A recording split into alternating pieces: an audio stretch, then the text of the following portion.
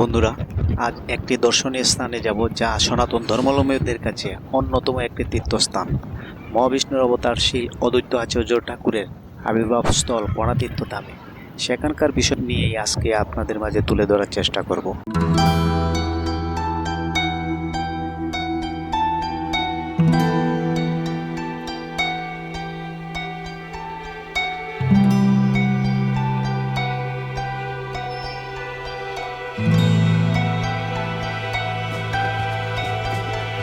তীর্থধামে যাবার পথে যেতে যেতে দেখা মিলল প্রকৃতির সৌন্দর্যে ঘেরা সারি সারিভাবে দাঁড়িয়ে আছে সবুজে মোড়ানো গাছগুলো আর বাঁশবাগানে চার। সত্যি এই অপরূপ সৌন্দর্যে ঘিরে রেখেছে এই সরু সরু আঁকা বাঁকা রাস্তাগুলোকে।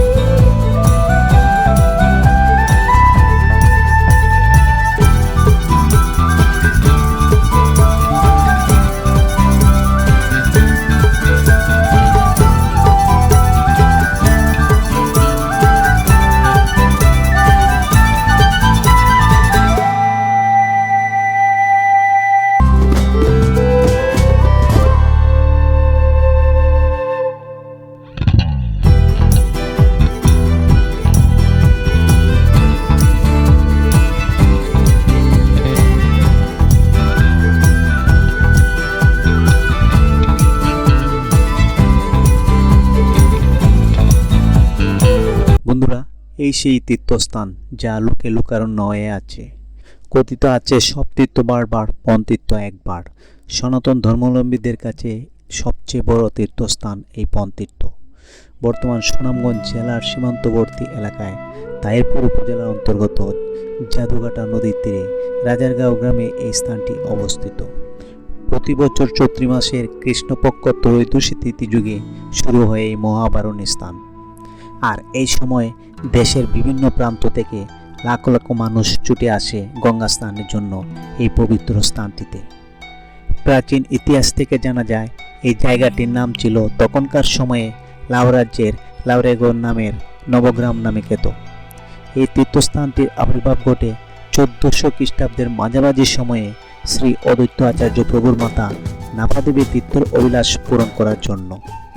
শ্রী অদ্বৈত আচার্য ছিলেন ভগবান শ্রী চৈতন্য মহাপ্রভুর অবতার।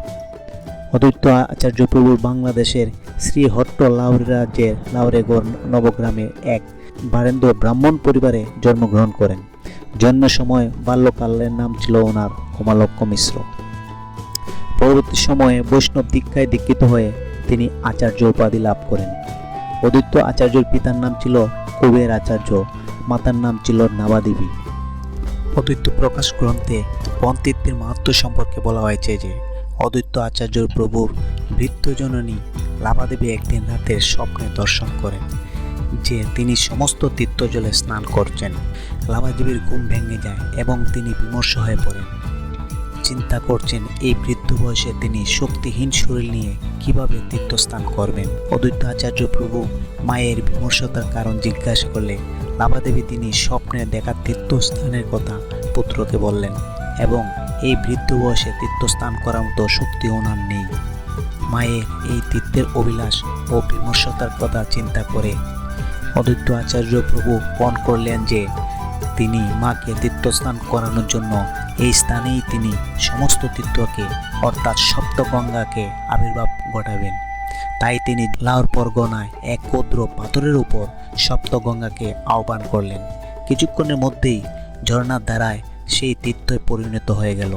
সেই কাল থেকে এই স্থানটির নামকরণ হয়ে গেল পণ তীর্থ।